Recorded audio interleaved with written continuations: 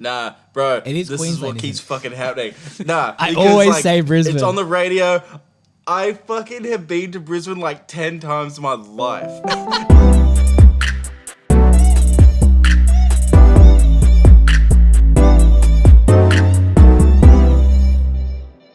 Yeah, like I bought this Corona T-shirt in Vancouver the other week because I thought it would be funny, and and I bought it for 15 Canadian dollars, which is like $20, and I sold it for $85. Wow! Holy shit! Fuck, what a hustler! Yeah, Gary Vaynerchuk would be so proud of you. Yeah, dude, I wear shit like once or twice or like in a photo, and then it goes on sale. Yeah, because I remember you had that on Instagram where you like, I'll wear something for a shoot, and then that's it. Like, you don't see it again. This Carhartt shirt is the next thing to go. Once it's been seen, it's out. Man, that's crazy. At least it's profitable though. Like all your expenses are actually profitable.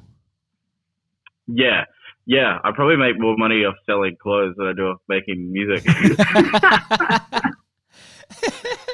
Oh man, too good.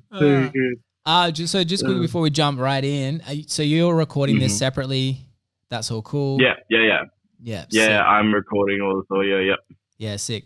I'm screen recording you, so that's cool. And that should be fine. Sweet. But yeah, sick. I reckon we're gonna keep it pretty chilled out today, I reckon. But yeah, I mean, anyone who's now viewing, welcome to Fresh and Zesty. And as I said, we're currently in quarantine, guys. We've got St. Lane is it Brisbane? I always think it's... Nah, bro. It is This Queensland, is what keeps fucking happening. I always say Brisbane. It's on the radio. I fucking have been to Brisbane like 10 times in my life. and every person's like thinks I'm from there. I've been to Sydney more than I've been to Brisbane. I have literally been to like La Brea in LA just as many times as I've been to Brisbane. But for some reason, people just fucking think I'm from this city, which I have no affiliation with. But yeah, shout out to Brisbane, the good people of Brisbane. I'll be claimed as such. My favorite venue to play in Australia is Brisbane. It would be Eden's Hill, one of the best venues in Australia. But no, I am not from there. I live on the Gold Coast. Okay, which is a whole other place. So we're squashing this Brisbane. I live on the beef. Gold Coast. Bro, there's no. I'm not affiliated with. I'm from Sydney the same way that you guys are from Newcastle. I feel like at the moment, like it's it sounds like a speech about I'm not affiliated with this terrorist group. Yeah. That's I don't think the city of Brisbane are harboring terrorism or anything. Not to be implied, but I just don't go there. It's not your vibe, man. Oh, that's crazy. So why is that everyone just thinks is that just because I guess when someone goes I'm from New South Wales, people assume Sydney? Is that the thing? I think it's because my first publicist thought I was from Brisbane. I don't know why. And so all my first press releases say I'm from Brisbane. And then it never disappeared after that. It just sticks. I don't know why. Oh man, it doesn't go away. But yeah. So anyway, so what are you doing right now with quarantine? What's it like in Gold Coast? The Gold Coast, yes. The Gold Coast. What's it like in there at the moment? Because we're like in Sydney, it's crazy shut down. Brisbane is, Brisbane I hear is a little bit stricter. Is Gold Coast any different, or what's going on there? Nah, Gold Coast is chill, dude. I was rollerblading like 2 hours ago outside. It was sick. A great time. Okay, I'm putting a pin in this. We're coming back to this rollerblading later. But yeah, continue. Yeah.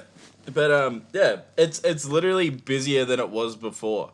It's like people are not getting the message. I went down to the beach, and it was a sea of fucking people. I was like, this is busy. Like the beach. There's a beach at the end of my street. No one's ever there. The most people I've ever seen there was like 6. And I go down, and there's hundreds and hundreds and hundreds of people. I was like, this is stupid. And it's because no one's at work, and people are bored. Because they had shutdowns as well, didn't they? Like it's Australia wide with the restaurants and all the venues. Yeah, see, I thought this too. Then me and Scott Dalton went and got a burrito the other night at a place in Palm Beach. The people are just chilling.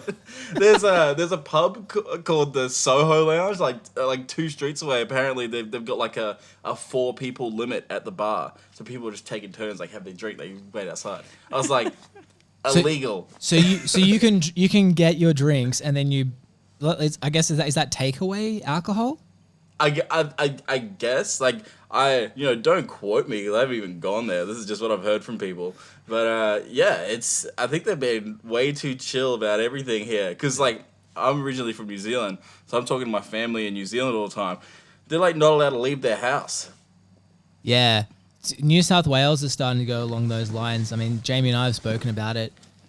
It's, there's people, you hear stories of, 2 guys got fined $3,000, like $1,500 each, because they were driving to Bunnings, but they were from different addresses, so they weren't socially distancing. Then another couple was fined $2,000 because they were sitting in their car as well, and it was deemed it was deemed non-essential for them to be staying in their car. Like, oh shit! I've been sitting in my car. Yeah.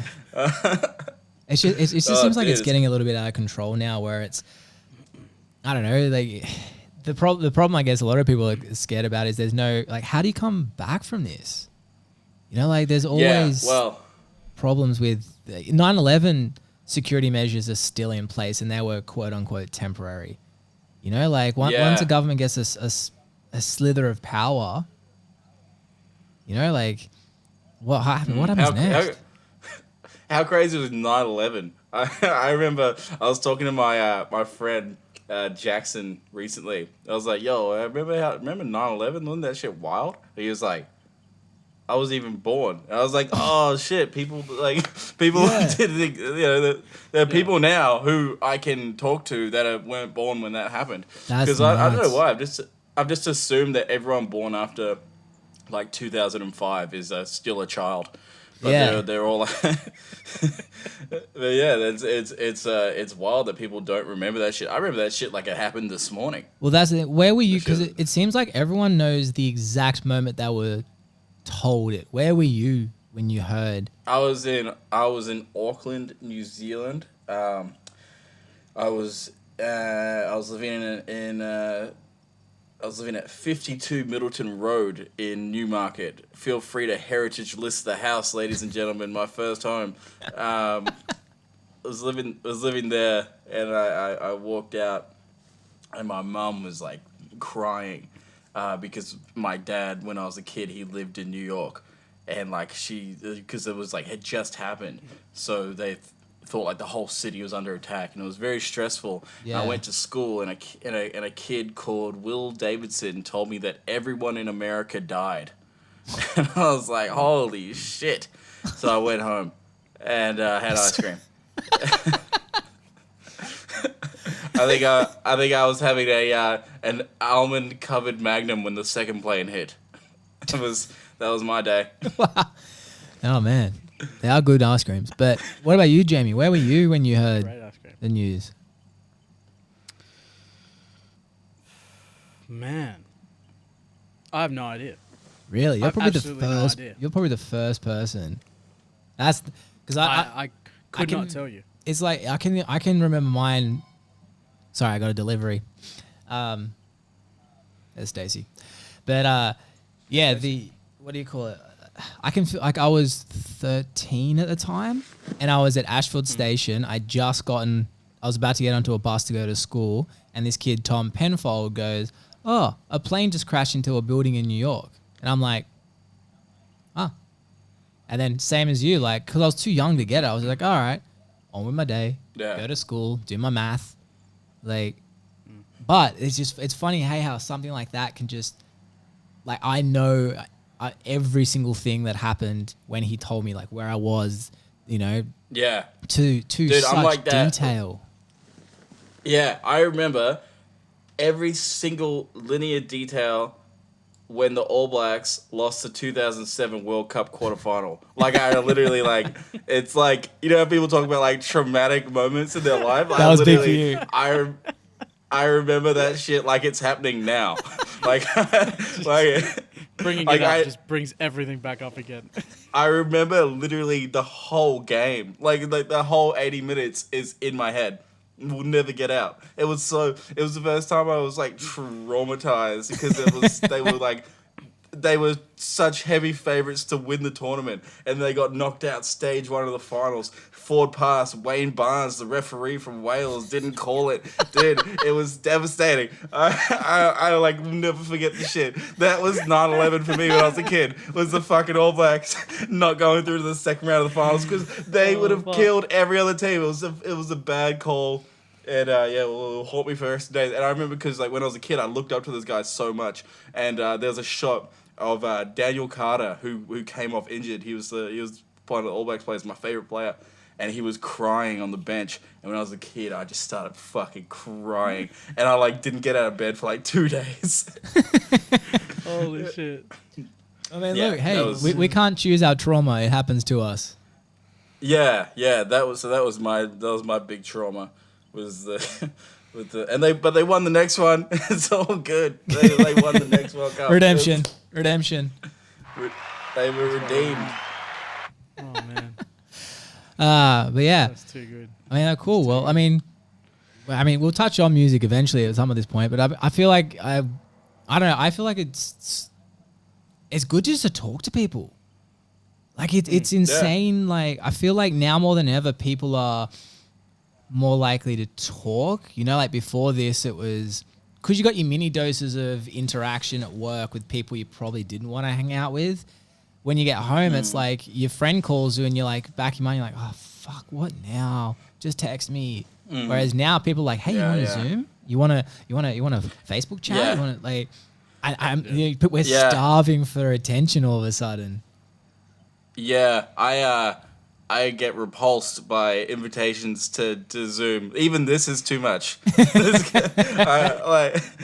Like my cousin was like, "Yo, get this house party app, and we'll do this house party thing." Nah. What is that house party app? I heard about that yesterday. What is it? I'm not about it. It's just Zoom, but it's just a different way to monitor what you're saying. Facts. It's so stupid, dude. Like, it's people. I don't know. People really desperately need to see other people's faces for some reason. I was doing fine without it, and now all my friends are like, "Yo, jump on FaceTime." I remember I used to see people FaceTiming in the streets, and my brain would like register that it's like, "You're not meant to do that. Don't do it." This is before pandemics. Like this, like about FaceTime is like just use it because there's a couple of things. When you FaceTime, that's a loudspeaker. Can you imagine walking around with your phone on? Oh, yeah. It's like when those business guys get the Mercedes AMG on a 7-year finance and they like have their phone on a fucking loudspeaker and it's like so loud you hear the whole conversation, like the whole parking lot at the mall gets to hear this dude shit fucking e-commerce trading. Well, that was like when they first introduced the Bluetooth. Like, remember that? It was like the little and people had the shit on their heads. Yeah, like that was the first hand-free thing, and then. Like when that first came in, it was always, I think it was more because it was who had it. It wasn't, layman's and normal people. It was all class. It was all business people. And when they did it, they couldn't grasp the concept of, all right, I can just talk like this. The person's still going to hear me. They're yelling like the person is like 10 meters away. And I think that's what gave it a bad name because, I mean, look, I'm all for headsets and like if you're on the phone, having your phone in a pocket, with like your AirPods or whatever, and then just chatting. But it was a time when only schmucks had it, unfortunately. Yeah, well, I'm all for the advancement of all technology. Just don't be a dick. That's 100%. That's like the cutoff point. It's like totally like you know cyclists. You've seen these people. Like you've seen these fucking guys. We don't need to talk about them. The reason that the cyclists wear what they wear and is because in the Tour de France and these other races, they're in a race trying to win. So they need to streamline their body for wind. Okay, you're not in a fucking race. If you're just driving down Bermuda Street, like you're not racing anyone. You're by yourself. Like a dude is dressed up like fucking Kathy Freeman, and he's like in the middle of the fucking road. And I'm trying to get somewhere, and you just see the outline of this dude's dick. Like you see a full dick, and like I hate it so much. Guys look so stupid, and their bikes are like $30,000. The reason the Tour de France guys have the expensive bikes. It's because they're in a race. They're trying to win the race. Why are these businessmen? Who are you racing? Like, it's like they're racing themselves. It's all about personal advancement. Man. It's so great. Like, I reckon you get a better workout getting a $50 Big W bike and wearing some fucking jeans. Yeah, but that's just because those bikes are so shit that you need to work extra hard to get past the rust. Well, that's right, because like if you're completely streamlined in a $30,000 bike, you do one tap, you're going 50 k's an hour. You're not even working out. You're literally just you're hunched over and flying. Like it'd be the equivalent if like the fucking Hell's Angels came out and be like, we've been exercising this whole time. They've been doing the same thing. Like doing this in the motorbike. It's the same workout. You're putting the same amount of effort. It's funny because I used to have there was a local guy in my area. He was a masseuse, great massager, just saying. But I let a dude touch me. That's beside the point. I digress. But yeah, so he used to be heavily into his bike riding as well. And I mean, like, look, how do I say it? Wasn't fit is what so he had tight clothing, very tight clothing, and the best part was that he'd be riding and like for starters it's like everything's just packed in and just like you can see it on your face, it's just not pretty. And then as soon as he'd finish his ride, he'd walk into a local convenience store, come out with like a Magnum Ego, so like it's ice cream covered in chocolate, covered in caramel, covered in chocolate, and I'm just looking at him going, delicious. I just feel like you could have just not had the ice cream and not exercised, and you would be the same place you are now, same outcome. And saved me the trauma of seeing you in some lycra. It's just like remove the bulge. And we can come back to the cycling conversation. How would you remove the bulge though? Like, what's your solution to that? Just wear shit that's not skin tight, because again, you're not in a race. You don't need the streamline.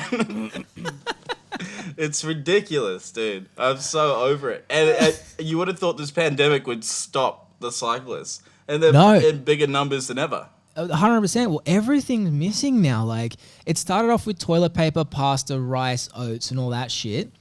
Then there's like, I mean, I'm a PT, as you may or may not know. So I ended up a week before gyms got shut down. I started buying stuff for my garage gym. No joke. 2 days later, finding gym equipment even online was like trying to find toilet paper at Coles. Like everything is gone. Even now, I bought something. It took them. They were 2 weeks overdue. Then I emailed them and like, sorry, we're like over capacity right now. We can't deal with it. And then the day later, they go, hey, we're actually going to refund it. And then they're selling it on eBay again for more expensive now. Dude. And even Dick Smith, I tried to get stuff from them. It's meant to arrive on Monday. It was meant to arrive on Monday, Tuesday. Still not here. It's just fuck. It's crazy, man. It's crazy. I have something equally as traumatizing as running out of gym gear. I bought a shirt, and the company, and the company that it's a Bondi brand, and they hit me up. They go, "Hey, we're out of the XL, but would you be interested in a medium?" No. It's like not even one size. Oh, that hurts. No. Like they're like, we're out of all the sizes, but we have a medium.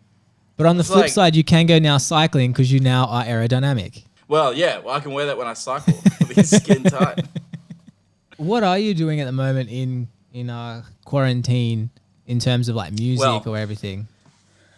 Oh well, let me run you through the sketch. So tell us a typical day of Saint Lane. Well, I was in Canada, and this whole pandemic shit started when I was in a logging town in Canada called Fernie, middle of fucking nowhere, nothing. So it's called Fernie, and it's a logging town. How appropriate. Yeah. So I was there in the snow, being hanging out with a couple of the boys and being wholesome, and we were cuddling each other. It was great. It was minus 22 degrees, cold as shit. Yeah. We had no phones. We weren't really using our phones. We didn't watch TV, so we missed the whole pandemic shit. When I left to go to Canada, all gravy, and then I go to Vancouver for a couple of days. I'm like, why the fuck is the supermarket empty? Like, why is there nothing on the shelves? And then me and my friend Callan, we go to a comedy show. We sit in the front row, and every comedian's talking about this coronavirus. And we're like, I thought that was just in China. I guess it's in Canada now. Yeah. Crazy. That'd be weird. And then so weird, dude. So weird. And then go to the airport. Airport is dead. I'm like, I guess no flights today. So I jump on a 15-hour flight to Brisbane, and like half the plane is wearing masks. I'm like, I guess we got painters on board or something like this. Because that's what Qantas does. They like to paint their stuff while their staff and customers are on the plane. I was like, I guess there's going to be a bunch of emergency surgery happening, and so I'm sitting there. I'm on seat 40F, and I'm sitting there, and takes over. I look over Canada. It's beautiful. 15-hour flight, second longest flight in the world, Vancouver to Brisbane, and as I was told by the pilot, and we land, and again, no idea that anything has happened outside of, I was like, I can't wait my plan was to land in Brisbane at 7 a.m., shoot a music video with Travie P for our new song She Devil, out now on streaming services, and we're going to shoot a music video for that. The next day I was going to fly to Auckland. I was going to spend 10 days in Auckland and watch, they had the Warriors were doing like a double header with the Blues, Auckland Blues, and like they're doing a union and a league match back to back. Mm-hmm. Oh, shit. And I was going to go to that, and then I was going to hang out in Auckland for a few days, and go to Sydney and record with you, Chunky, and with Danny Duke. Yeah. Sure. And that was the plan. And I landed in Brisbane, and they're like, get on the fucking radio. They're like, so if you're experiencing any symptoms of the coronavirus, we'd ask you to please remain seated. I'm like, imagine sitting down. Like, imagine remaining seated after a 15-hour flight. I was like, I could be dripping with it, and I'd still get off the plane. And so I get up to leave, and I'm on 40F, and I'm always the last to get off the plane because I hate when when the plane lands and people stand up. Oh, it's the worst. Sit down. Yeah. And I hate it. It's like, what one are of you my in a pet hurry hates. for? Yeah. Every person that stands up when the plane lands fucking cycles as well. They're cyclists. That's how you spell it. Cyclists and real estate agents are the people that fucking stand up. And so the plane lands, and I'm up because it's the appropriate time because the door has been opened as the right time to leave. And half the plane was sitting down. All these old people were sitting down because they had the symptoms. And I'm like, there's a couple of things. I was like, one, these people are clearly not students of history, because if this was any other point in time, they would have just been like, yeah, kill everyone. Like, kill everyone on the plane. Like, they didn't say what the consequence was for remaining seated. And then the second thing was like, we've just been on the second longest flight in the world. Even no pandemic time, you're going to feel like shit. Yeah. Because we've just been on this huge flight. Yeah. And we're now in an opposite time zone. Maybe you don't have coronavirus. Maybe you're just a little bit sleepy. And I didn't have time to say this to 1,000 people.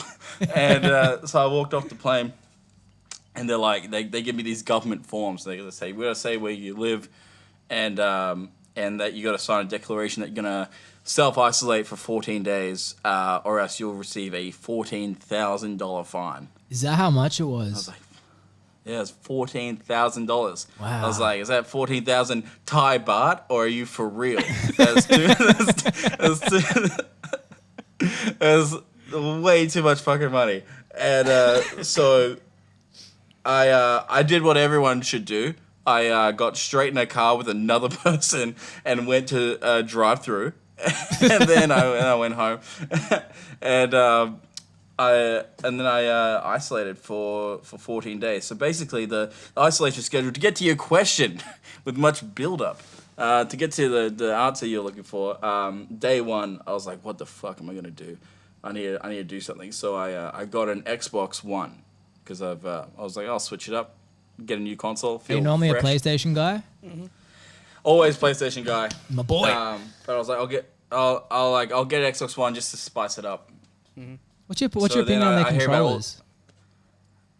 Xbox controllers? Yeah. They work. Like I'm like, I don't care about like That's what Xbox. loses it for me. I can see you care, but Oh, like I don't that's the give most a fuck. passionate part for me. It's the controllers. Like, you know, I've grown up Yeah. since I was like, I think 12 when PS1 came out. So, you know, like, how do you overcome 18 years of conditioning? Totally. Well, I went PS1, and the origin of my PS1, my first PS1, brilliant. Because I'm very poor. I'm from a very, very, very poor. And my mum's worked at this hair salon, and her friend broke up with her boyfriend.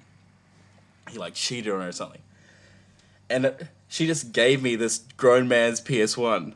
Like, she kicked him out of the house and just gave me. And it was like past the point of being actually like, he can't just go steal it off a kid.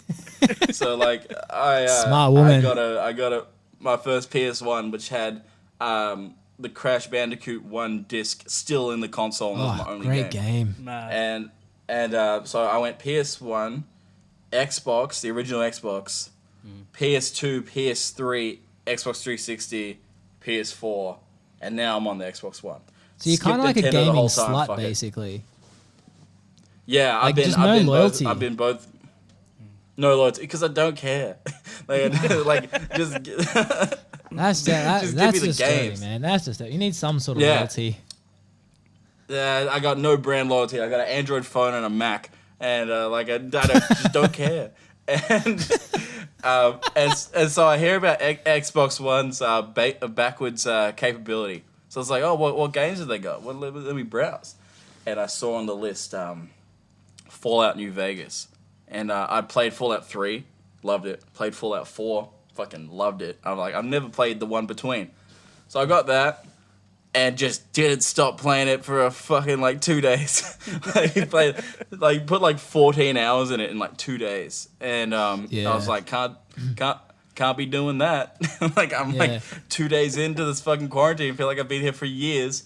And so I called one of my friends. I think it was Frenchie. I called Frenchie, and I was just catching up, and I was like, you know what, this could be pretty funny just to record the conversations I'm having, because when you're a complete narcissist, you're like, who else will enjoy this conversation? Other fucking people. So I was I was like, yeah, I'm gonna make a fucking podcast. So I got bored as shit, and I did an interview with a blog called OTC, and I was telling him about how much I love Chris D'Elia and Brian Callen, and he's like, oh, then you must love 10-minute podcast. I'm like, what's that? He's like, it was Chris D'Elia and Brian Callen's old podcast, went for 10 minutes. I was like, 10-minute podcast, huh? And IGTV goes for 10 minutes. Maybe I could put it on Instagram. So I started making these podcasts, got a bunch of my friends on them, and then I got algorized by Instagram, because my Instagram channel is flagged as fake news. What? Because I talk about the cure. So every episode, I ask the guest, hypothetically, the cure to coronavirus is the thing furthest on your left. And Instagram has picked that up. Like, bots have gone. Isn't that There's crazy? actually no cure for... Yeah. Like, because so they did that to they Chunky's hide video it. as well. They took out our last video on Fresh and Zesty for about 3 days just because our title was what artists should do during lockdowns. And I get an email from YouTube going, hi, your video's been flagged and it has been removed from YouTube due to it being against our community guidelines. I was like, hold on. Like, so I had to dispute it because I messaged Jamie. I'm like, how the fuck did it get taken down? Like, so I emailed YouTube just going, listen, guys, I don't know why it's been taken down because this is literally how, like, it's a value thing of telling artists and helping them, like, this is what we're doing, this is what Chunky's doing, this is what you can do during this crazy time. I mean, look, they reversed it, but just like, I mean, it's hard, man, because there's a lot of people with dumb fucking opinions that they do need to sort of control. You know, like there's like conspiracy theories are through the fucking roof right now. I know, and my show is such a harbor of new conspiracies. Every episode, I basically ask people like, "What happened?" and like even create a new theory. And so I got completely de-algorithmed. So for like a point of reference, because every person that was on the show like shared it, right? And I think it was like all up, it got shared out to like 6 million followers. Yeah, wow. Right? Like through like collectively all the followings of all the guests I've had on it. And I had two of my friends be like, dude, like it's so fucking weird. When I posted the podcast on my story, it was like the least viewed story I'd ever had. And all my stories for 24 hours, no one saw them. Because Instagram's like seen that it's talking about a fake cure for coronavirus. So they just stop people with like a fucking million followers from sharing any content. Wow. And it's so wild. Because like on the show I had like Lime Cordial, I had fucking like Isaac Butterfield, Alex Hayes, and there's heaps of like just like music. Hayden James was on it. Yeah. And no one saw any of it. Like every video like has like 1,000 views, and like but it's being shared to like 6 million people. Yeah, it's very interesting. But I digress. Yeah, because that's I didn't do it to become some successful podcaster. I just it is kind of frustrating though. Like, you know, you are putting hard work in that people clearly want to talk. At least they want to view it and talk a bit about it. You know, like, but at the same time, It's like, I'd hate, like, because you do, like, there's this common thing now where everyone's talking about censorship of Facebook, you know, Instagram, YouTube, all of them are like censorship, and it is kind of going through the freaking roof. But there is that flip side too, where it's like, the internet's unfortunately and fortunately given everyone a loud voice. And the problem is that as soon as someone has an opinion and they label, like, you know, these people are saying they're facts, you know, like, you know, Bill Gates is definitely trying to do this bio thing for vaccines. And I've seen so many of them. Yeah. Yes. And like, look, I fucking love. I like stand on the I stand on the fence with every part of this, like, because I mean, I don't know if you saw the Ellen DeGeneres and Bill Gates interview. So watch it again. So one thing that I like, so I take everything like grains of salt. It's like, is it possible? Yes. Do I believe it? I don't know. So I never like. I mean, I think where conspiracy theorists need to sit is like more on this is a plausible outcome rather than you guys are fucking blind. Rah! But the thing with the thing with this Ellen DeGeneres thing is it's not like, you should watch it. Every time Bill Gates talks about people dying, he has a little smirk. Like, he gets like reptile skin. Yeah. And I was like, hold on a second. And then like, so I'm watching the whole interview, and like Ellen DeGeneres asked him a question about, you know, obviously with everything shutting down, the whole world is like, there's less pollution now. LA's got the clearest skies that we've had since we can remember. You know, surely as part of the World Health Organization, that'd be a very important thing for you. He completely deflects from that question and answers a question she didn't ask about vaccines. And that for me, that was enough when I was just like, hold on. Like, and weirdly enough, no one seemed to comment on that. I'm like, that's the biggest fucking thing in this video, and no one's mentioned it. Because I'm like, that illustrated, like, I'm like, what is his agenda? Just got some things in my head where I'm like, hold on. He had a valid question, really weighted, really important, in, you know, correlation with what he wants. And he's deflected back to, vaccines are very important, you know? And I was like, what the fuck? No, I'm sorry. Danny Jukes in like opened the door of my room a crack. It's just blowing vape smoke. All I can see in the back of my camera is just like vape smoke coming out of the door. No, I can't see. I thought you were just laughing at me because, like, you know, Jamie's had to hear like I've got a new conspiracy every fucking day. But I don't say it's like fact. I'm like, look, I've heard this. And I'm like, maybe. Yeah. So I thought Jamie was just laughing at my conspiracy. That man, also Danny Duke, is a damn fool. I'll say. Danny Duke is a damn fool. Well, that's the second time he's crashed our podcast. He may as well just get on the podcast. Dude, honestly, that guy's so fucking funny. Yeah, but the thing with the multiple voices, that's so true, man. Because you got to think there's a whole period of time, all pretty much the last 100 years. You pretty much had to know shit to publicly speak. Yep. You had to have like a degree. Yeah. You had to know something. But now like Sharon's from Ipswich can just say a thing.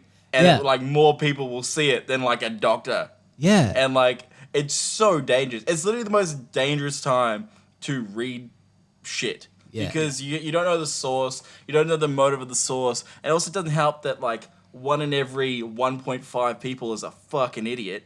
And it is, it's a very interesting time. Yeah, and it's tricky too because like even the algorithm pushes our biases. You know, like if you believe that Bill Gates is, after this new world order and everything, you keep seeing more stuff that further pushes that bias because Instagram, Facebook, they want you to stay on it, and for them to achieve that, they push this out.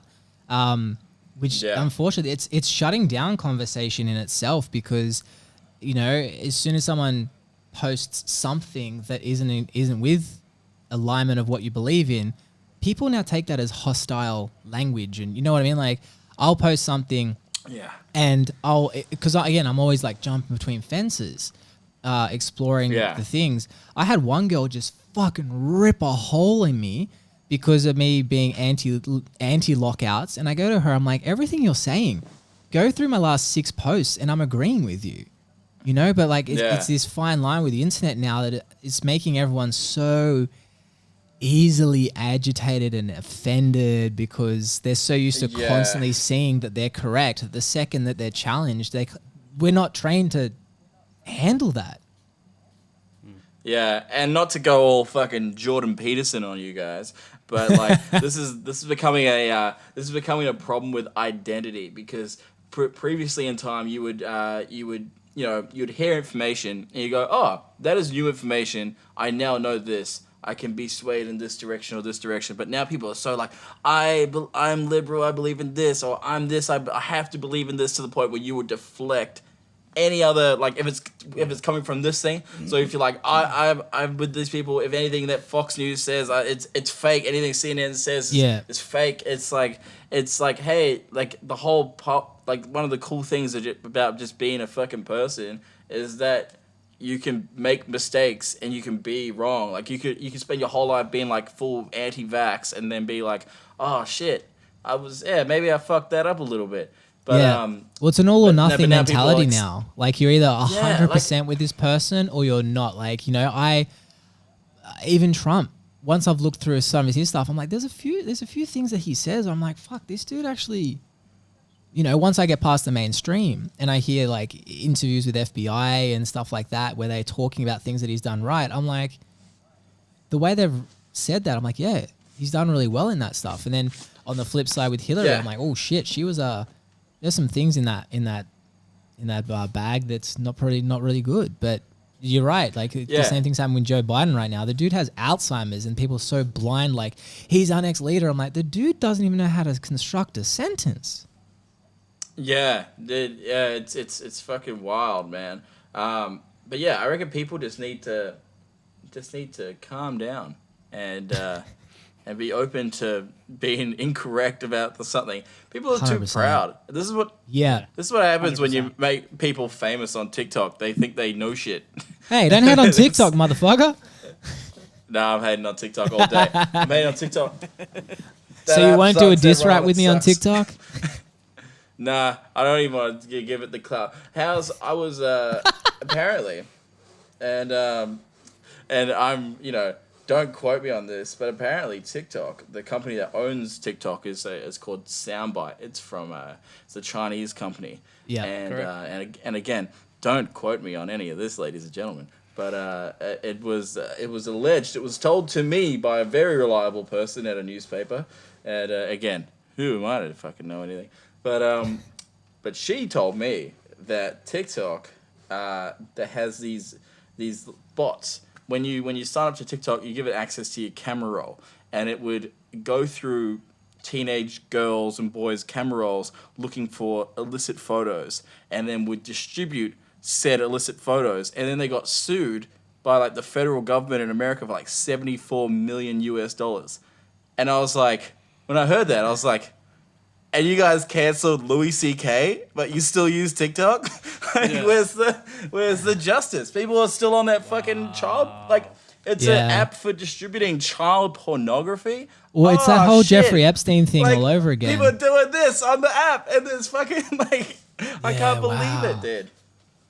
That is bad. But who am I to know? I'm wearing fucking cow pants. I don't know shit. Love it. Love the fact you're wearing those at home, bro. That's ace. That is Wait, so yeah. good. If you can't be stylish at home, where can you be stylish? This is true. Well, that's This is it. very That's true. that. I've been leaving the house looking extra like fucking homeless, and then like just like I don't know why. It's fun, like looking as bad as I can outside, and then like go inside and just be like fresh as shit. Like they don't even know. I don't know what they're dealing with. You're like that. You're like a sleeper, basically. About what? You're a sleeper. You know, just What's like that? all this.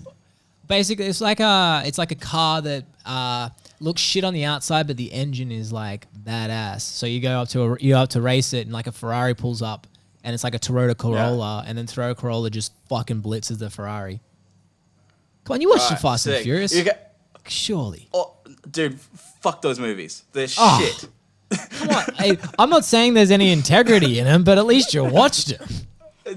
I watched like 15 minutes and I was like, everyone that likes this movie is stupid. There's no way they're good.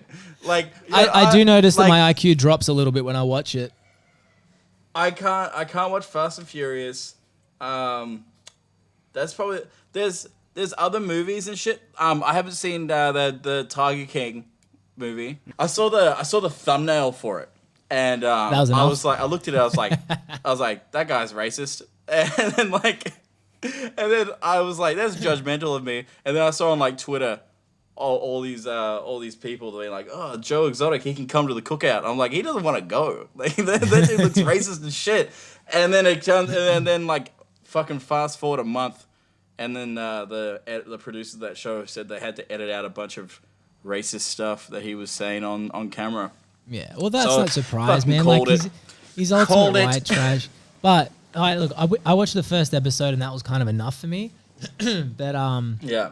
like, it's a very interesting show. Like, I mean, I based on what social media is, I've picked up what the rest of it is. Like, the other lady clearly fed her husband to the tigers, and Joe Exotic Yeah. tried to order a hit, and apparently Donald Trump's going to pardon him. Like, I don't know. Like, there's a lot of things that are happening in the world right now. It don't make sense.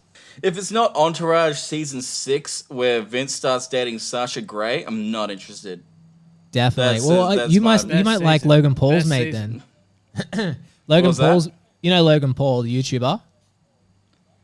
I'm gonna like one of the things I like to do is pretend to not know people, but I know who that is. Okay, yeah. I was Well, gonna be no, like, I so- have no idea, but So I do. LP ended up, he gave for his mate Mike, his best mate Okay. Mike, on his 35th birthday, he surprised him with Lana Rhodes, and Who's that?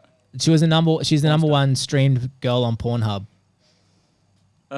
Yeah, and so Okay. now they're dating. Why would he? Oh, he has Sure, such an obsession with porn stars. People can do whatever they want. Like, I wouldn't do that. Like, if my friend surprised me with what was her name? Lana Paul? What was Lana Rhodes. Lana Rhodes. I'd be like, who is this person? But yeah, very nice. The closest thing I did to that was like in June last year. Me and a couple of buddies surprised we're all in Las Vegas, and we surprised a friend with a marriage. He got married, and he didn't know he was going to his own wedding. That was fun. Yeah, nice. Hey, speaking about porn stars, yes. Do you think I should have a baby? Nah, that's the dumbest decision. Don't do Because it. we're kind of debating it with Stacey now. Like, I kind of just said to her the other day, I'm like, I kind of just want to put a baby in you, and like, I'm weirdly enough very serious about this. Well, we got married. Like, we're married. Like, you know, like, fuck. It's not like it's some whim. See, I agree. I agree with you, Lane. All right, Like, okay, he told me straight away. I was like, Let me give you the best financial advice you're ever Why gonna get shouldn't I? from your boy. Oh, right fuck finances. Here. I want a fucking baby. No. I want 4, man, and I'm getting old of this shit. Like, you know, even if we have 4, I'm gonna have my 4th one by the time I'm 35. If Stacey turns into a factory that churns one out every 9 months. Oh my god. What kind of car do you drive? I'll need a bigger one. What kind of what's your car? What's your car? It's a Mitsubishi Lancer, 2010 model. Could you get another one? Could you get a second one? Why do I need a second car? Like right now. Just hypothetically. Oh yeah. I could go and buy a second one, cash. Probably 2 or 3. Cash. Okay, yeah, you can have a kid. Fuck it. Yeah. Kids are so fucking expensive. How's this? One of the boys, Hunter, he is 24 years old. He's getting a vasectomy next week. What? Why would you get a vasectomy at 24? Wait, you can reverse he's those. Fucking smart. You can reverse those, can't a you? smart man. Yeah, Yeah, but you can. Yeah, you can But like, yeah, but you can like, still he's get an a STD, genius. man. Like, it's not the baby that's the issue. It's like no, the fucking. the baby. It's The baby's those the big. little things that just fuck your life. Like, a baby doesn't fuck your have life up. every It gives STD something. An STD doesn't give combined. you anything. Bro, I'll have COVID 20 before I have a baby. Fuck that shit, dude. Like, I can't. I literally can't think of anything worse. Like, literally. Wait, how old are you though? 24. Yeah, see, that's why I I'm would 31, rather- dude. I'm 32 in June. Nah, too young. Have Too young kids. for it, Like, bro. By the time they're 20, Nah, I'll too young. still be 52. Like, come on, man. Bro, my girlfriend's mum is 70. That's when you have kids. That is not when you have kids, man. That is not when you have kids. When you're 70 years old, no chance, dude. Yeah. That means they turn 20 when Bro. I'm freaking 90. Well, you Look, if you can't do it when you're 70, you can't do it. I'm sorry. yeah, I would be have having like no 17 desire Viagras to and ever 3 have things kids. of Blue Chew if I was like that age. Nah. Look, I'm the same with Lane. I'm not about that life. Wait, Dude, but St. Lane said I can't should think get one of because I can anything financially worse. afford them. Yeah, if you can financially support, because like it sucks growing up super fucking poor, and so you don't want to put your kid through that.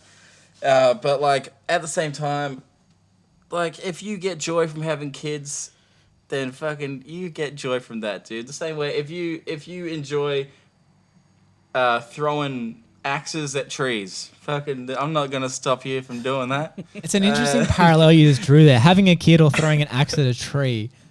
I'm still trying to see how they are related. Are you trying to throw axes very at children? bad for the environment. Oh man. But the action of doing it is fun. That's the comparison. Yeah. That's the comparison. Fuck. Okay, I wanted to ask because I know, like, I've seen you in both scenarios. Mm-hmm. You know, like I've worked with you in the studio and I've seen you perform live. Finally, it took me like fucking Where'd 3 you see years. JID show. Were you there? Yes, you were. You were backstage with me. I saw you sick. do like air punches and stuff to warm yourself up. It was great. Yeah. You do it was air fun, punches? Fuck yeah, dude. Yeah, he was just shadow boxing. I was shadowboxing hard, man. That's how I get ready for a show. Interesting. And he killed it. The show was mad. Cause it's a showdown, baby. Hell yeah. What do you prefer more, the studio or live performance? Dude, I fucking hate making music. This is one of the things that people don't know. I literally, like, you know how sometimes you have to go through something to get something else? Yeah. Like you might love getting paid on a Friday, but that means you have to work at fucking Fairfax Media during the week. Like that. That's how I feel. Like I just through putting the work in the studio, I can then play it live. And playing it live show is my favorite thing in the whole world. There's literally like some nights I'll be so over it, and I'll be like, I don't know if I want to do like continue making music. I'm gonna announce my retirement. And I get really over it, and then I'll play a show. I'm like, this is the greatest thing I do in my life. Yeah, right. But I enjoy the times I get to spend with people in the studio. Like I love working with you. I love working with Danny Chuk, sure. and all that stuff is, and the camaraderie, the whole thing, and the journey of creating the song. But the thing that I don't like is doing one task continually for a long period of time. Sure. Even if that task was like eating fucking chicken nuggets, I'll be like, there's gonna be a point where I'm you're gonna stop liking eating chicken nuggets. Yeah. Yeah, there's gonna be a point. I'll be like, dude, I'm fucking over it. But and I get like that with just any task. That's why I get really frustrated reading books. Like I always read a book. Like at every point in time, I'm reading a book. Right now, I'm reading Mike Tyson's autobiography. But if I spend more than 40 minutes, an hour reading it, I'm like, fuck this book, man. And that's still like, a decent time. like, I do 20-minute chunks. That's a long, like 45 to an hour. Wow. Yeah, well, I have nothing else to do. So like, I'm just trying to Instagram's taking down your lives, so there's nothing to do now. Yeah, like, and like even that, on my phone, I'll be like, this is so, like, I'll be on Instagram for like 40 minutes about, this is so stupid. Yeah. Yeah. Do you use your timer on it? I just get bored, man. You can set locks on your phone. So like after 25 minutes, my Instagram goes, and it just like has a little, like a thing saying you can't do it. I've seen people with that, but I don't need it because I'd get bored before it fucking anything happened. Fair enough. Fair, cool. Yeah. Well, speaking of live shows, I saw that you did South Korea. Yes, mate. How was that? I played before Rick Ross in the Yeojeon Mountains of South Korea at the AMG Raceway. It was a magical time. How did you get that my gig? Second favorite show. Is that it was your fourth show? Yeah. No. It was my third show. Yeah, wow. That's big. My first show was opening for Baker Boy in Brisbane. Yeah, heck. Shout out to the homie Denzel. And then my second show was at this this gig in Newtown with like me and a bunch of other artists. And it was like a mini festival for people that aren't big enough to get booked on festivals. And there was surprisingly a few people there. M Phase was there. I got to meet him. And that was the big old deal. He's one of those guys that like introduced himself as Mark. And it's like, just, I looked at him, he's like, First yeah, name Mark. basis, I'm like, baby. Yeah, it's like, you know who you are. You don't need to come to me with this Mark business. Like, and then the third show was Ultra Music Festival in South Korea. That's sick. Because it was a decent crowd there as well. Yeah, dude. I got a very nice time slot. Your boy was out there living like BTS. Touchdown in Seoul. They have all teal-colored airplanes, and the festival had a driver there for us with the sign said St. Lane. I was like, I guess I'm famous now. And this is what it feels like. And I went to a 6-star hotel, and I was like, that's not real. It's 5 stars.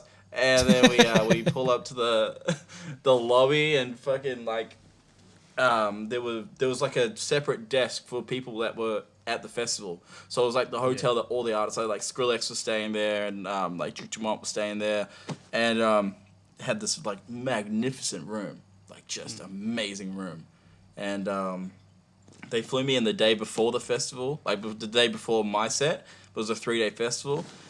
And I wanted to go to the festival, and they were like offering shuttles and my artist pass and shit, but I was also like, I kind of want to rest and be ready for tomorrow's set. So I go there, and just me, Toby's NPC. Oh no, it's your NPC, Jamie. Yeah, NPC. Your NPC that Toby let me borrow. Shout out Toby. And Toby's good like that. Yeah. He's good at borrowing out other people's shit. And so yeah, me, Jamie's NPC, and my laptop went to the AMG race track, and then I played the show. I was so exhausted. I remember because it was so humid.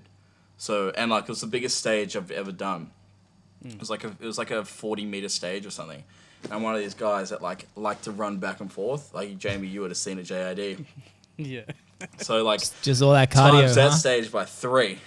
Yeah, big cardio set, and running back and forth, and I was exhausted. I was so sweaty. I'm pretty sure I threw out the shirt I was wearing.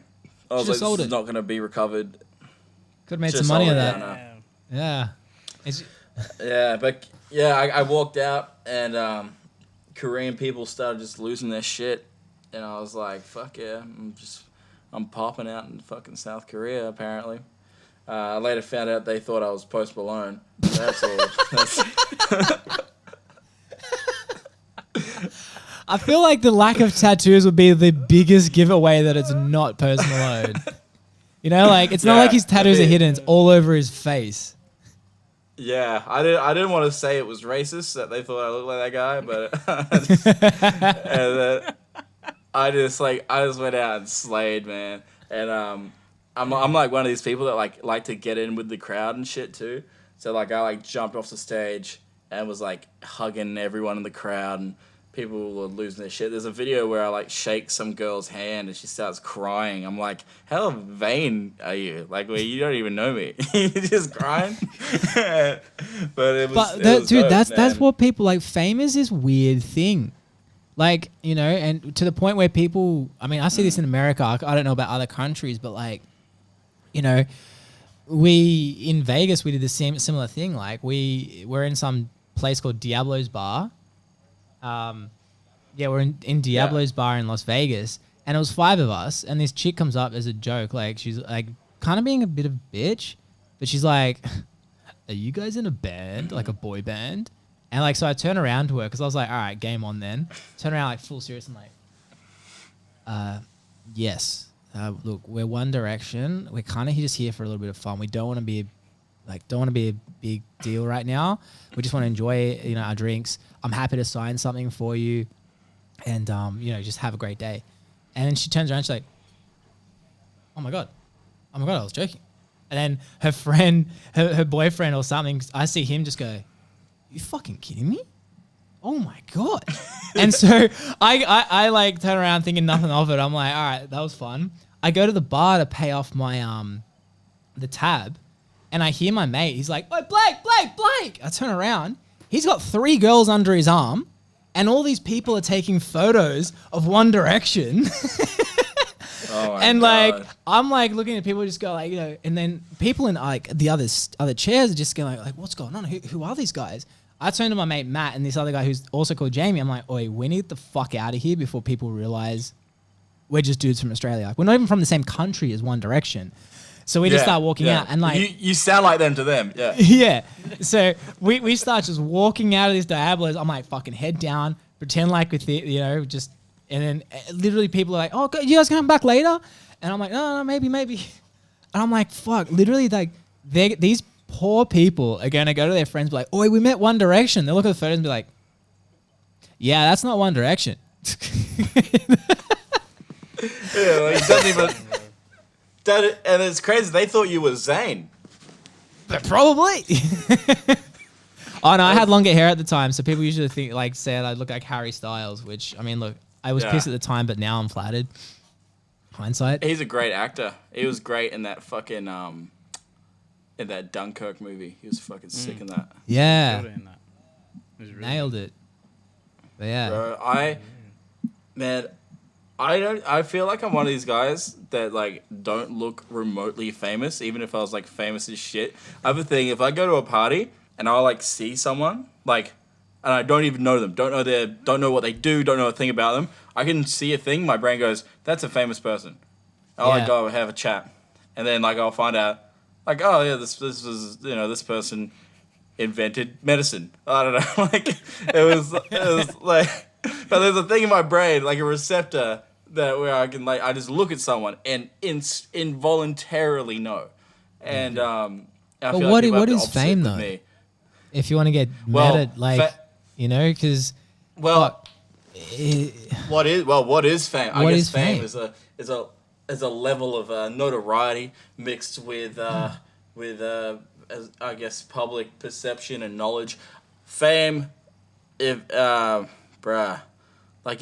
is fame? I guess there are people that are famous to me that aren't famous at all. Like my favorite comedian of all time is there's a guy called Norm Macdonald, who is my favorite comedian of all time. Yeah. And if I saw him on the street, I'd probably fucking cry. And but the people have no idea who he is. It's like have you seen that the episode of Parks and Recs where like Swanson goes to that wood fucking convention and he sees the guy that like makes cabinets? He's like, it's fucking really him. Like, dude, I'm like that with I'm like that with so fucking much. Like I'm like that with athletes. Like, because with musicians, it's almost like I get it. Like I could make a song as well. Like even like someone that's like super like successful in music, I'm still like I like understand what they do. But then like when I see like an athlete, bro, I met Sonny Bill Williams. I don't know if you know who that is. Like a couple of months ago, and I was at the mall, and he walked out of JD Sport. No shout out because their stock is trash. I'm not doing any brand deals with them, and. And you can come to me with money. I'm not wearing your shit clothes. And he walks out. He walks out of JD Sport, and my brain like time stopped, and I was like, that's fucking 2-time World Cup winning, 3-time Super Rugby champion. Played with the Bulldogs, won a premiership with the Roosters, heavyweight boxing champion of New Zealand, one of the greatest athletes to ever come out of New Zealand. Like my whole time stopped, like the movie Big Fish, where he moves the popcorn out of the air, and I was like fucking blown away. I like couldn't believe I was seeing him in the flesh. And I was talking to him, because this is another thing as well. From being a dude who's like, I'm not saying like I'm fucking popping like Sonny Bill Williams, but popping enough to know that like if someone, you'd rather have someone come up and say hi than just stare at you. Yeah. Like nothing's weirder any than day that. of the week. Unless you're fucking like Lady Gaga or Elton John, you're probably going to rather be left alone. But if you're local athlete Sonny Bill Williams, you're probably going to be like, appreciate just the chat. So I came up, I was like, dude, I've been following your shit since you were at the Bulldogs. You inspired me to play footy when I was a kid. Watched your whole career. All Blacks winning World Cup 2011, one of my favourite moments of all time. You guys doing it 2015, one of my favourite moments of all time. I watched all your boxing. I've watched everything you've ever done. I've watched every compilation of your tackles. I've heard Here Comes the Boom by Nelly so many more times because of your fucking YouTube videos.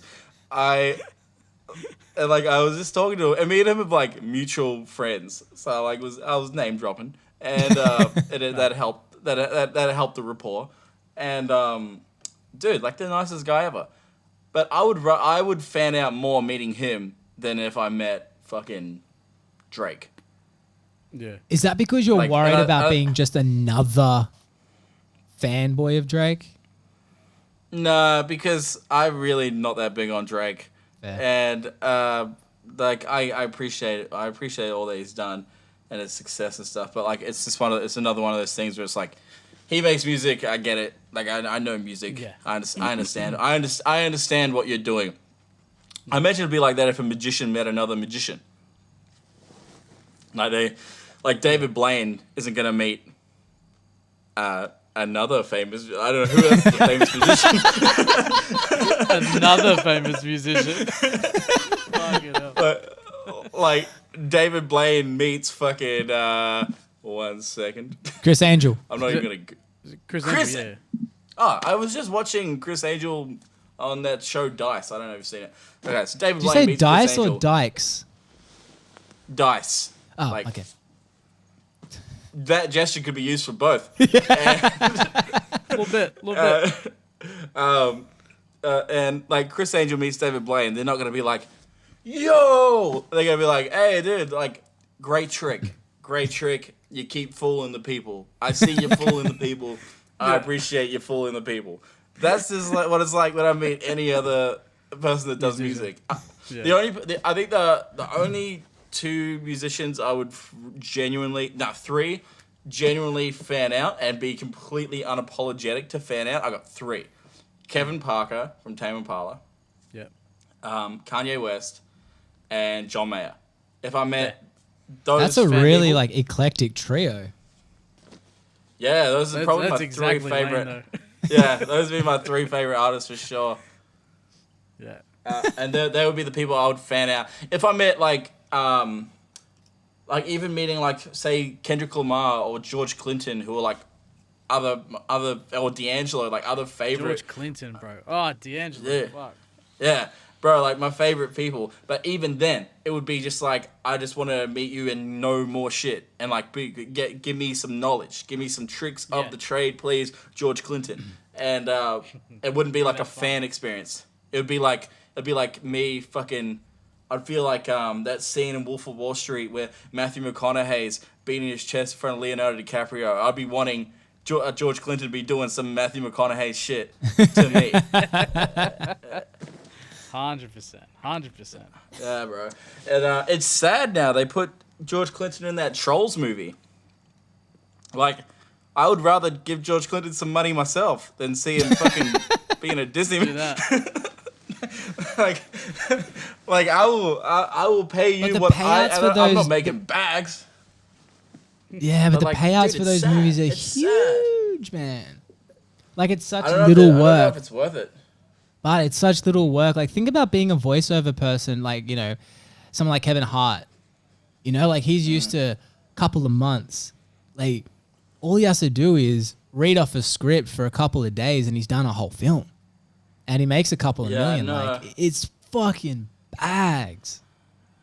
But like that's why like Kevin Hart has no artistic integrity. That's why Kevin Hart's never gonna win the Mark Twain Award like Dave Chappelle. It's because Dave Chappelle has the artistic integrity. That's why Dave Chappelle walked away from those millions with Chappelle Show, because he knew the artistry wasn't there. I feel like I'm on that same shit. If Trolls World Tour was like, "Yo, Lane, fucking make us a song for Trolls World Tour," I'll be like, "Hey, Trolls World Tour, go fuck yourself, dude. Your movie sucks." I guess it probably just depends what you really want, though. Like I know Kevin Hart. I don't know if you saw his TV show or Netflix series. He came from very, very poor and very broken, and it's like he's driven by fear of being broke. He doesn't want his kids to ever be going through what he does. So his thing is legacy and money. Like because his thing is my family is never going through what I'm going through. So.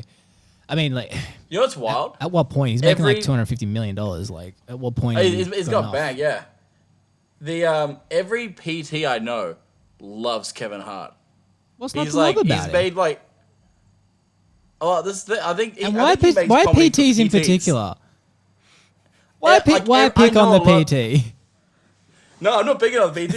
It's just an observation. The same way that like everyone that has TikTok on the bottom row of like apps, when like you got your main apps, if TikTok's on those apps, you also like Fast and Furious. It's just like I feel like this is becoming a very quick personal attack at me here, St. Lane. no. I'm ticking all these those apply boxes. to you, I'm sorry. Do you have that? Do you actually have that? Is it What, on TikTok? the bottom row of those apps? It's not on the bottom, but Yeah. I am a TikToker. Okay, Yeah, I heard. I got 30,000 followers. You know, weird flex, but no, I don't know. Like, You know. it's fun. It's fun when I've it's got- good. I've Like got if to you're just thi- I doing gotta think dumb about dancing TikTok. movies, it's dancing shit. I get it. Like, but yeah, I don't know. It depends. It depends. Charge my laptop. My laptop's gonna die. Ah! Yeah, no, I get it because battery. like the videos that are popular on TikTok, unfortunately, are you know, it's like everything. YouTube used to be shit content. Like, you know, 10 years ago, YouTube was people watching horrible cat videos, and that's what got the millions of views. And then the quality increased. Like TikTok's kind of starting to get a better quality. There still is a lot of shit, but I mean, like it started going into mainstream media, mainstream like Western society. That's when, you know, because I've got a group called Comedy, because TikTok reached out to me and then put us in a group so we could collaborate and work together. Bro, there's been zero collaboration, zero working together. It's all just them whinging about the algorithm changing. I'm like, you guys, like, I know a lot of these guys and their content's cringe / shit at best. One of them has 500,000 followers or something, and literally all his videos, he'll do 3 a day, and all they are is those duets where you've got one video and you're like, you do something in it, and all of his videos are just this, like reacting to the video. But he was doing the quantity method when, again, people just hitting follow buttons because whatever, and he has 500,000, and now he's complaining about the algorithm being changed. It's like, no, dude, just people want better quality stuff now. And so TikTok now, it's like, TikTok now though, there is quite a lot of funny shit if you find some people on it. Like, you know, oh shit, what's his name? Trevor Wallace. I don't know if you've heard of that comedian. He's probably he does. He's got a YouTube channel. He plays at the Laugh Factory in LA all the time. I have seen him live once. Set was okay. Yeah. Well, Set was his strength is like his very fast cut YouTube and TikTok videos. Like his shit's fucking hilarious. But you know, you wouldn't look at him and go, "Oh, you're a TikToker." Like he's like, "No, I put my content on TikTok because it gets mad views and followers." He's dope. He's dope. I'll tell you the story about me deleting TikTok off my phone. I was on the Explore page just before I knew this app was a mass distributor of child pornography. I was scrolling through the Explore page, and I saw a dude lip syncing an Aziz Ansari stand-up bit. And I was like, the bit's more popular than the Aziz Ansari bit. Like, it had more views than Aziz Ansari doing the original bit. And then I was like, what the fuck's this? And then I click on the comments, hoping that people were like, hey, this is Aziz Ansari. The top comment was, what the fuck, dude? You stole my video. I was like, oh, Aziz Ansari obviously has a TikTok account. Click on his TikTok account. It's just another dude doing the lip syncing of Aziz Ansari. Yeah. It's like people are. It's a lot of stealing.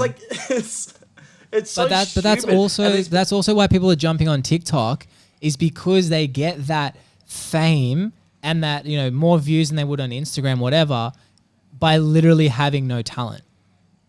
You know? Yeah. Like, see, this is the thing. I feel like the talented people should like step away from TikTok and let untalented people. No disrespect to you, Blake. I'm sure your content is magnificent, but let the non-talented people kind of just circle jerk each other on this app. And well, I wonder where their career goes after this, you know? But some of them make bank. Yeah, Like, I met one girl and she made like, because the way you make money from TikTok is you go on live and then they can pay.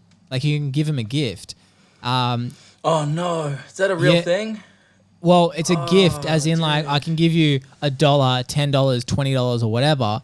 And she's just a stay-at-home mom. She was making like $800 to $1,200 a week, just like daily going on her live, and people just sending her $1, $3, $10, whatever. You know, like she was making fucking, you know, full-time. But what job. does she do? She full-time mom. So, you mean her content? Like, is it porn? Why are people giving her money? What's the content? Well, so this is where TikTok. So the money isn't as good as it used to be. TikTok, because it's attached to your iTunes, it was kids who don't have it's the same thing as what in-app purchases is basically. So it's kids who are like, 6 years old to 12 years old who haven't got the idea of money because it's mum and dad that are paying for it, and these kids are going on. They're like, oh yeah, I'll blah blah blah, and just sending these little gifts, not realizing it's actual money from their parents' credit card. And then TikTok jumped in. There seems to be a trend that happening. There's a trend of TikTok taking advantage of children, which is so everyone go download that app. Well, is that taking advantage of the children or the children's parents? No, definitely taking advantage of the stupidity of children, and also the stupidity of parents. Yeah. But no, so like, I mean, they recently changed that, and I think if you're over 18, or if you're under 18, it has to be approved or something like that. So, and then again, all the creators were whinging about it. They're like, this is bullshit, blah, blah, blah. I'm like, you're complaining about parents now having control of their money. Yeah, you're complaining about not being able to take advantage of children. Yeah. Yeah, so like there's every time I hear something about the world, I get fucking blown away. Like this whole thing, everything you're telling me, it's like if a dolphin came out of the water, it was like, yo, and I'm like, dude, what the fuck, dolphins talk? And like the dolphin like tells me the dynamics of his own life. It fucking blows my mind, dude. Oh man, it's unbelievable. That's great. Oh man. We've been going for an hour and 20. I think we should probably wrap it up. We're probably going to get you on again, definitely, dude, because this is just fun to shoot the shit. I don't know. Yeah, dude. I'm not doing anything, so get me on any fucking time, man.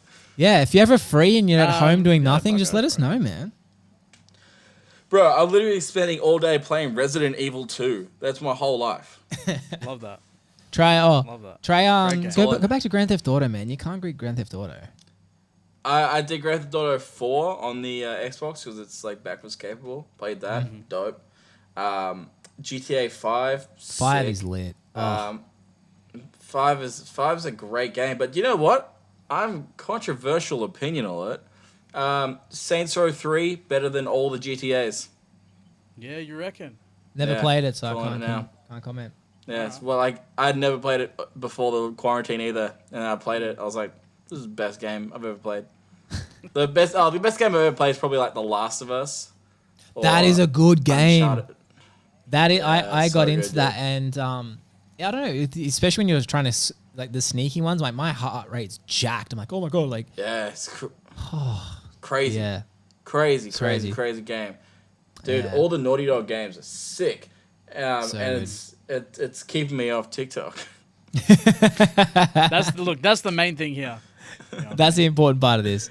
But dude, thanks, and I hope this has been entertaining to you guys. Thanks for coming on, man. Yeah, shoot some questions down below. Should we get Saint Lane back on again? And yeah, it'd be funny if everyone's like, "Nah, fuck this guy." That would be right. That'd be really awkward. But yeah, guys, and make sure to subscribe, and we'll see you guys soon. Take it easy. Yeah. Bye. Peace.